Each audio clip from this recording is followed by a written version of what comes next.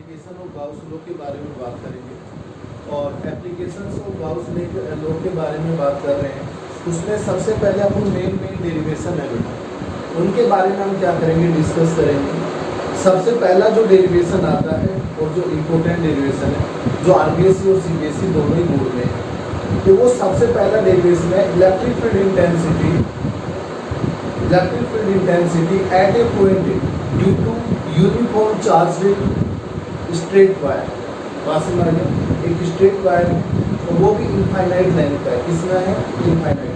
तो मैं आपको ये कह रहा हूँ, यहाँ पे फर्स्ट जो डेरिवेशन है इलेक्ट्रिक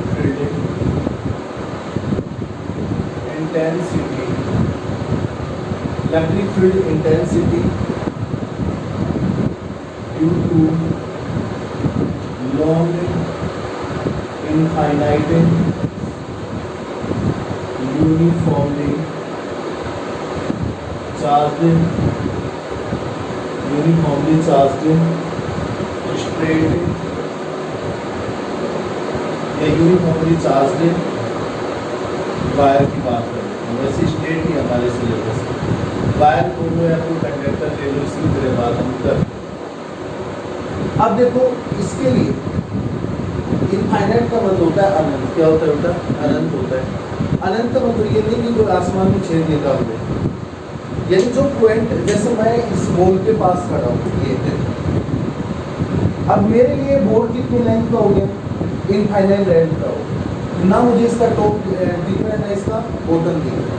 अब जैसे जैसे मैं पीछे जाता जा रहा हूँ तो मुझे कंप्लीट नजर आ रहा है, तो यानी इस डिस्टेंस के कंपेयर में अब ये क्या हो गया? फिनाइट लेंथ का हो गया। यानी आपका ऑब्जर्वेशन पॉइंट कहाँ है, इस चीज़ पे वो डिपेंड करता है। बात समझ आ गई? देखो, मैं आपको इसमें दो चीज़ें निकालता हूँ। पहले तो हम इलेक्ट्रिक फील्ड इंटेंसिटी की डायरेक्शन कैलकुलेट करते हैं। क्या करते हैं? डायरेक्शन कैलकुलेट करते हैं, और डायरेक्शन कैलकुलेट करने के बाद में हम इसका मैग्नीट्यूड निकालते हैं, और मैग्नीट्यूड जो निकालते हैं वो गाउस लॉ से निकालते हैं। किससे निकालते हैं? गाउस। पहले इसकी डायरेक्शन निकालेंगे, दिशा निकालेंगे, और उसके बाद में इसका मैग्नीट्यूड क्या करेंगे? कैलकुलेट करेंगे। सारे डेरिवेशनों में यही होगा, और डायरेक्शन तो सब में सेम ही आएगी, मतलब एक ही तरीका होगा, मेथड सेम है। तो एक के लिए मैं अच्छे से समझा रहा हूँ, बाकी तीन जगह ये रिवाइज होगी तो आपको इजीली ये समझ में आ जाएगा। सबसे पहले मैं आपको ये कह रहा हूँ भाई, इसमें एक पॉइंट ले रहे हैं भाई, डायरेक्शन ऑफ इलेक्ट्रिक फील्ड। सबसे पहला पॉइंट है डायरेक्शन ऑफ इलेक्ट्रिक फील्ड। इसके बारे में हम डिस्कस करेंगे, इसकी डायरेक्शन क्या होगी। मैं आपको ये कह रहा हूँ, देखो मेरे पास में एक वायर है, स्ट्रेट वायर है, इसका मतलब इनफाइनाइट लेंथ है, ठीक है। ये यूनिफॉर्मली क्या है? चार्ज है।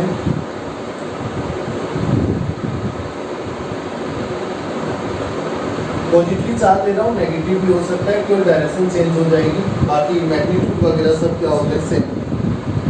अब सपोज दैट यहाँ पे कोई पॉइंट O है, मैं कह रहा हूँ ये 7 डेरिवेशन है, एक डेरिवेशन हर साल आता है। समझ में आ गया? अच्छे से सीख लें, इनको नहीं समझ में आए वही वापस बोल देना मेरे को।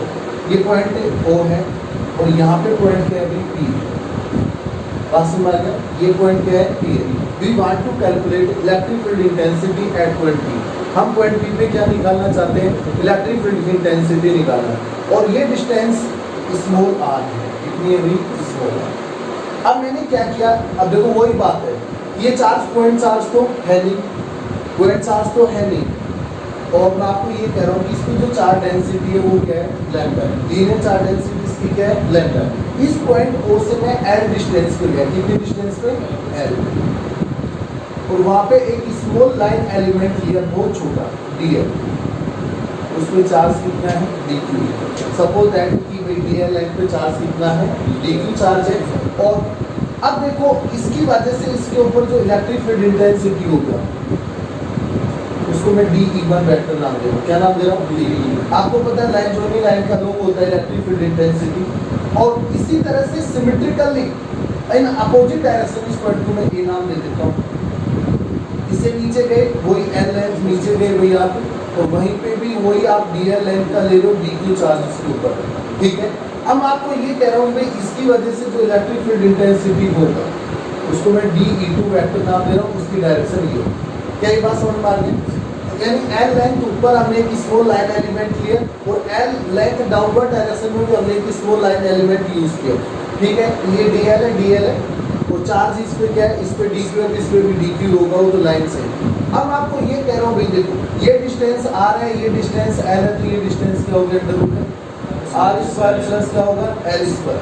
ये डिस्टेंस आर है, ये डिस्टेंस एल है, तो ये कितनी होगी, under root R square plus क्या होगा भाई एल स्क्वायर। अब मैं आपको ये कह रहा हूँ भाई सपोज दैट ये एंगल एल्फा है, तो फिर ये एंगल भी क्या होगा, इक्वल ट्रायंगल है, सेम ट्रायंगल है। अब मैं आपको ये कह रहा हूँ भाई ये एंगल एल्फा है, तो फिर ये अपोजिट एंगल भी क्या होगा, एल्फा होगा। और ये एंगल एल्फा है, तो ये अपोजिट एंगल भी क्या होगा, एल्फा ही होगा। अब हम इसके क्या कर रहे हैं, रेक्टेंगुलर परपेंडिकुलर कंपोनेंट्स कर रहे हैं, यानी इनको कंपोनेंट्स में ब्रेक करेंगे तो DE1 ये क्या आएगा भाई, DE1 कोस अल्फा लिया है तो अल्फा, थीटा लिया है तो थीटा, और इसके परपेंडिकुलर क्या आएगा, DE1 sin अल्फा आ जाएगा। इसी तरह से इसका कंपोनेंट क्या आएगा भाई, DE2 कोस अल्फा, और ये कंपोनेंट क्या होगा, DE2 sin अल्फा होगा, ठीक है। अब मैं आपको ये कह रहा हूँ भाई इस पे चार्ज कितना है, dq है, लेंथ कितनी है, under root R square plus है एल स्क्वायर, इस पे चार्ज कितना है और डिस्टेंस कितनी है, अंडर रूट आर स्क्वायर। तो E equal KQ upon R square से सोल्व करोगे तो आप ये कह सकते हो कि D1 और D2 का मैग्नीट्यूड क्या होगा, सेम मैग्नीट्यूड क्या होगा, सेम होगा यहाँ पे। तो मैं आपको ये कह रहा हूँ भाई हियर आप देख रहे हैं here DE1 is equal to KDQ upon R square plus L square हो जाएगा, स्क्वायर करोगे अंडर रूट हट जाएगा, और डायरेक्शन किधर होगी, इस पॉइंट को मैं P नाम दे देता हूँ। इसकी डायरेक्शन A P की डायरेक्शन में होगी, ठीक है ना, A से P की वो डायरेक्शन होगी या नहीं होगी इसकी, ठीक है। इसको हमने इक्वेशन नंबर क्या दे दिया, फर्स्ट, और आप देख रहे हो DE2 is equal to K DQ upon R square plus L square, इसको इक्वेशन क्या दे दिया, second. From equation first and second, it is clear that the magnitude of both is equal. तो यहाँ से मैं ये कह सकता हूँ DE1 is equal to क्या होगा भाई, DE2 is equal to K DQ upon R square plus L। तो मैं आपको ये कह सकता हूँ भाई at point P in the vertical direction component DE2 sin alpha and DE1 sin alpha are same in the magnitude, magnitude में same है but opposite in the direction. तो क्या एक दूसरे को कैंसिल कर देंगे बेटा, तो कैंसिल टू ईच अदर, एक दूसरे को कैंसिल कर दें, but in the direction of the horizontal component DE1 cos alpha and DE2 cos alpha are in the same direction, ठीक है, सेम डायरेक्शन में सेम मैग्नीट्यूड है, तो रिजल्टेंट डायरेक्शन किधर होगी, बस हमें डायरेक्शन निकालनी है, मैग्नीट्यूड हमें इस मेथड से कैलकुलेट नहीं करना। तो पहले आप डायग्राम बनाओगे, इसके बारे में लिखोगे, फिर आप ये काम करोगे, ठीक है, फिर कहोगे वर्टिकल कैंसिल हो जाते हैं तो हॉरिजॉन्टल डायरेक्शन होगा, क्षैतिज दिशा में होगा।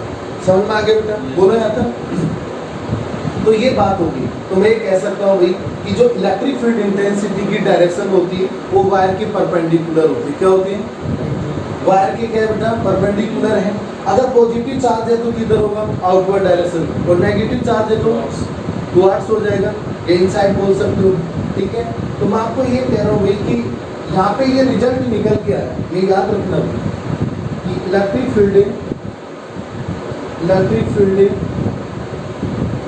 Direction is perpendicular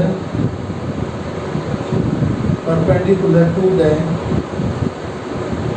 the wire. भाई चाहे बाहर की ओर हो चाहे अंदर की ओर हो, परपेंडिकुलर तो होगा 90 डिग्री। बात समझ में आ गया, ये डायरेक्शन थी इसकी, क्या थी, डायरेक्शन।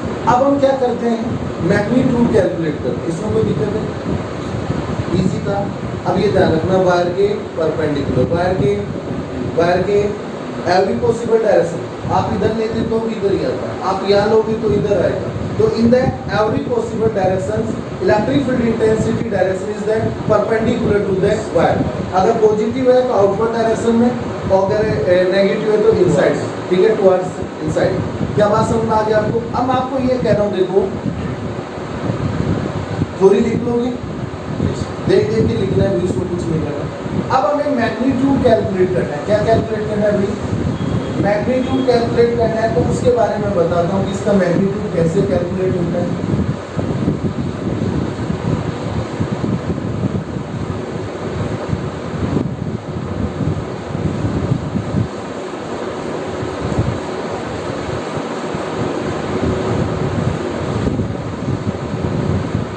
देखो मैं आपको ये कह रहा हूँ, सुनना ध्यान से। अब मैग्नीट्यूड की बात करते हैं।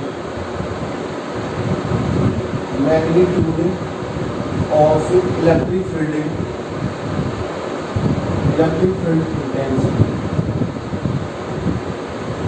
Magnitude of electric field intensity की हम बात करते हैं यहाँ से।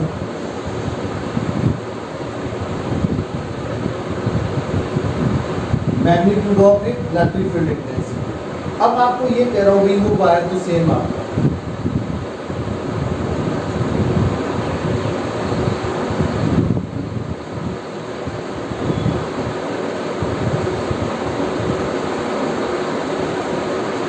इनफाइनाइट लेंथ है, ये पॉइंट हुआ। अब हम क्या करते हैं कि गाउसियन सरफेस यूज करें और हम एक सिलेंड्रिकल ले रहे हैं। क्या ले रहे हैं? सिलेंड्रिकल। वास्तव में आ गया, एक सिलेंड्रिकल क्या ले रहे हैं? गाउसियन सरफेस, क्योंकि हमें गाउस लॉ की हेल्प से निकालना है। तो गाउस लॉ किसके लिए लगता है? क्लोज सरफेस के लिए लगता है। अब आपको पॉइंट पी पे निकालना है तो आर डिस्टेंस पे था, तो मैंने आर रेडियस का क्या यूज किया बेटा? एक सिलेंडर यूज किया है यहाँ पे।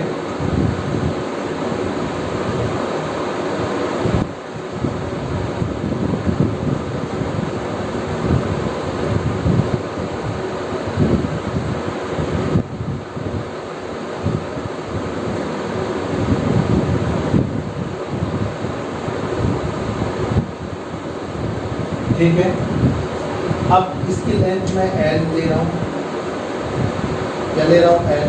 ठीक है, और इसकी रेडियस क्या है? आर। क्या है? आर। अब आपको ये चीज समझाने की कोशिश कर रहा हूँ। आप ऐसे समझो कि मेरे पास एक मार्कर, एक पेन है, एक वायर है।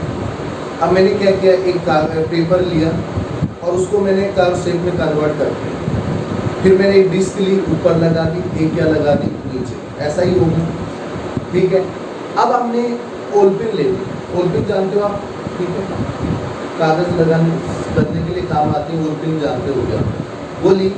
अब मैं उन ओलपिन्स को उस सरफेस पे लगाऊंगा जिधर से इलेक्ट्रिक फील्ड लाइंस निकल रही है। तो इलेक्ट्रिक फील्ड लाइंस कैसे निकल रही? परपेंडिकुलर निकल रही। तो कौन सी सरफेस पे बेटा ओलपिन लगेंगी? ओनली और ओनली कर्व सरफेस पे तो लगेंगी ना। ऊपर थोड़ी जा रही इलेक्ट्रिक फील्ड, नीचे थोड़ी जा रही, नहीं जा रही। तो इसका मतलब इलेक्ट्रिक फील्ड कौन सी सरफेस से रिलेटेड होगा? कर्व सरफेस से ही होगा। क्या होगा? कर्व सरफेस से ही होगा। ना तो इससे इलेक्ट्रिक फील्ड लाइन पास हो रही है, ना इससे। तो इसका भी इलेक्ट्रिक प्लस कितना होगा? 0। इसका भी कितना होगा? 0। जो भी होगा किससे होगा? कर्व सरफेस से होगा। अब मैं आपको ये कह रहा हूँ, देखो ये जो इसका क्रॉस सेक्शन एरिया, ये सरफेस है, इसको मैंने क्या नाम दे दिया? S। ये जो कर्व सरफेस है इसको क्या नाम दे दिया? S2। इसको मैंने S2 नाम दिया और इसको क्या नाम दे दिया? S3। मैंने ये कहा कि तीनों सरफेस मिलके एक क्लोज सरफेस बना रहे हैं। ठीक है, अब इसका एरिया वेक्टर किधर आएगा? जैसे स्मॉल एलिमेंट ले रहा हूँ, इसके परपेंडिकुलर होगा ds1 वेक्टर। छोटा सा यूज किया, फिर कंप्लीट के लिए इंटीग्रेशन कर लेंगे। तो मैंने कहा था कि एरिया वेक्टर सरफेस की क्या होता है? परपेंडिकुलर होता है। और इलेक्ट्रिक फील्ड किधर होगा? इधर की ओर होगा। भाई ई वेक्टर इधर होगा, तो दोनों बीच में एंगल कितना होगा? समझ रहे हो बात को अच्छे से? ठीक है, अब ये आपने स्मॉल एलिमेंट लिया तो इसका एरिया किधर होगा? परपेंडिकुलर टू सरफेस, और इलेक्ट्रिक फील्ड भी इसी डायरेक्शन में है, तो थीटा कितना होगा? 0। अब आप S3 यूज कर रहे हो, यहाँ पे S3 यूज कर रहे हैं, तो ये क्या हो गया भाई? आपका ds3 वेक्टर, और ये आपका क्या हो गया? E vector. यहाँ से angle theta is equal to क्या हो गया? 90 डिग्री हो गया। बात समझ रहे? नहीं समझ रहे?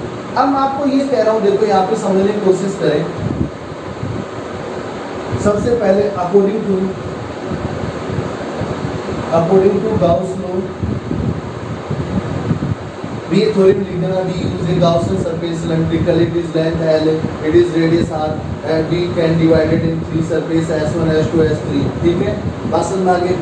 अब मैं आपको ये कह रहा हूँ भाई close integration E vector dot ds vector is equal to summation q upon क्या होता था भाई, एप्सिलॉन नॉट होता था। अब आपको ये कह रहा हूँ भाई, इसको मैंने इक्वेशन नंबर क्या दे दिया, अब आपको ये कह रहा हूँ भाई enclosed charge inside the Gaussian surface. Gaussian surface को मैं ये सिलेंडर है, कौन है, सिलेंडर है।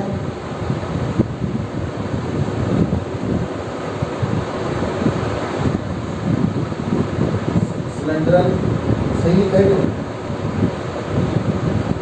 सिलेंड्रिकल, ठीक है, सिलेंड्रिकल सरफेस है आपकी, ठीक है, सिलेंडर बोल सकते हो, सिलेंड्रिकल सरफेस बोल सकते हो।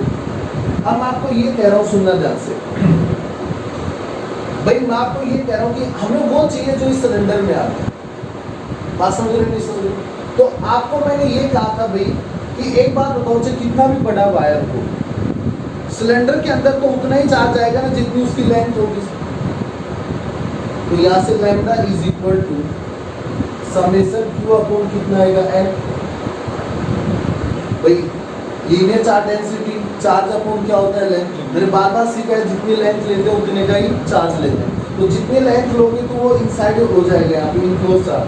तो summation q is equal to क्या हो गया, लैम्डा इनटू कितना हो गया, लैम्डा इनटू क्या हो गया, n हो गया।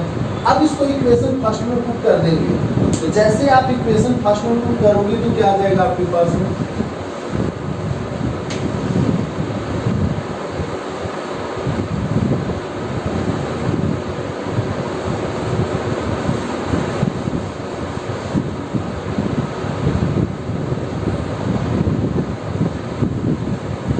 देखा से by putting value in equation first में हमने वैल्यू पुट किया। तो यहाँ पे close integration E vector dot ds vector, और ये आपके पास में लैम्डा n अपॉन क्या होगा भाई, एप्सिलॉन। बात समझ आ गया।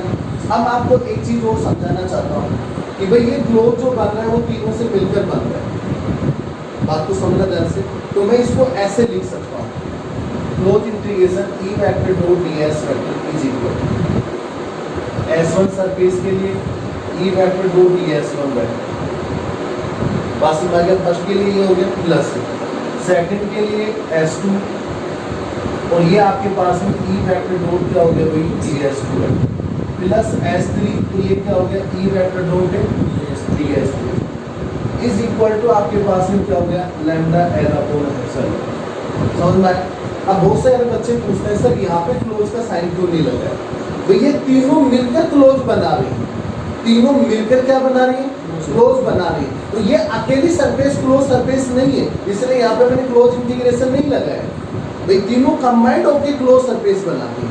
अब यहाँ पे देखो, तो यहाँ भी cos थीटा आएगा, यहाँ भी cos थीटा आएगा, यहाँ भी क्या आएगा, cos थीटा आएगा।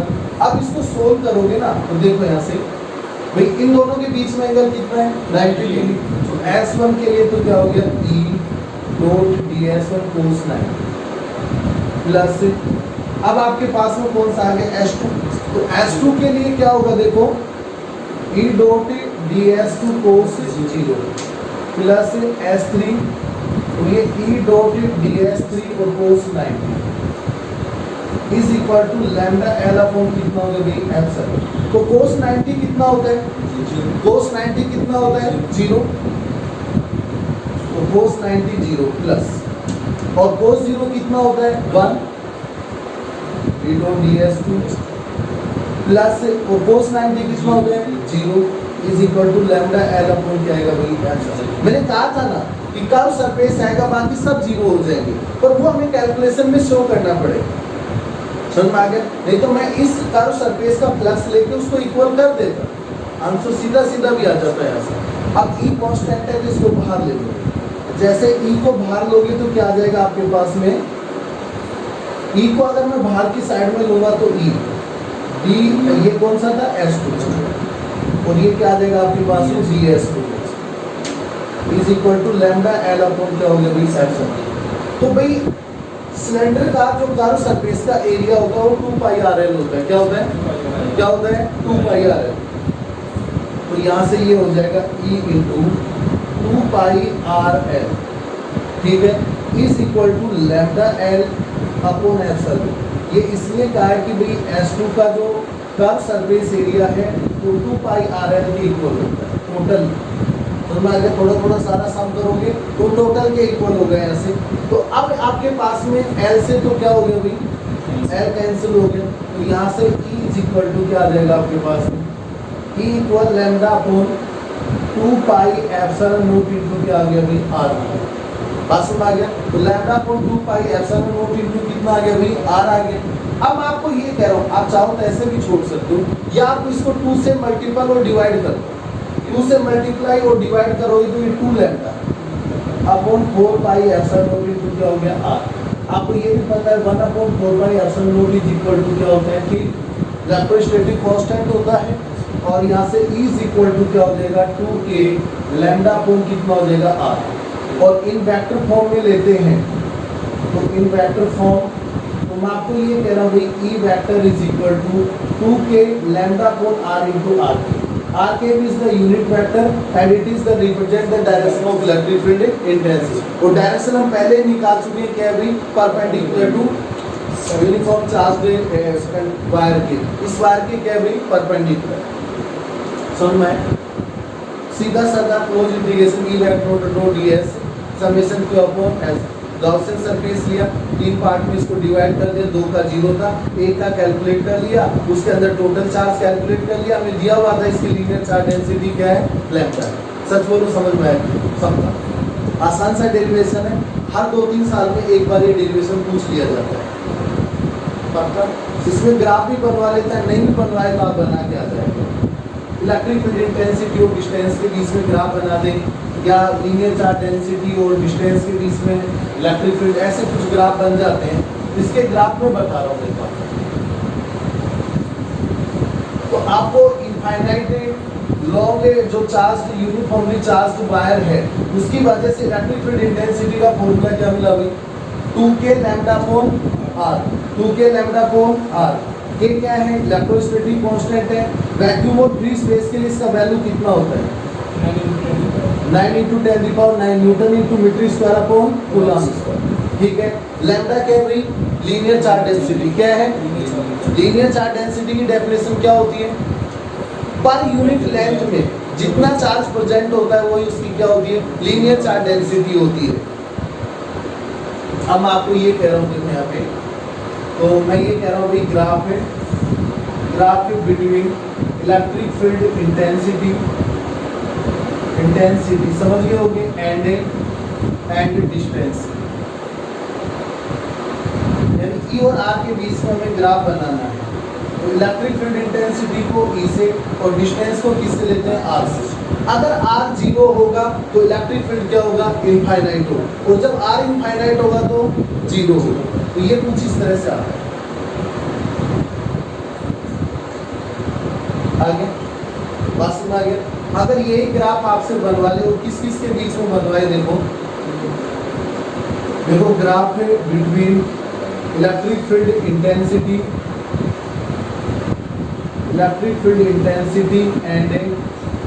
एंड लीनियर चार्ज डेंसिटी, यानी लैम्डा। इसके बीच में ग्राफ बनवा रहा है तो आपको पता है E डायरेक्टली प्रोपोर्शनल क्या होगा, लैम्डा। तो डायरेक्टली प्रोपोर्शनल होते हैं, स्ट्रेट लाइन आती है और ओरिजिन से स्टार्ट होती है। तो भाई ये क्या हो गया आपके पास में E, और ये क्या हो गया R। तो ये किस R नहीं, लैम्डा सॉरी, तो ये लैम्डा, तो E डायरेक्टली प्रोपोर्शनल क्या होगा भाई, लैम्डा। बात समझ आ गई आप लोगों को अच्छे से? तो ये एक कंप्लीट डेरिवेशन था, समझाया मैंने पूरा, थोड़ा थोड़ा थ्योरी इसके बीच में लिखना पड़ता है, तो आप नोट से देख के आराम से लिख सकते हो। क्या यहाँ तक बात समझ में आ गई आपको?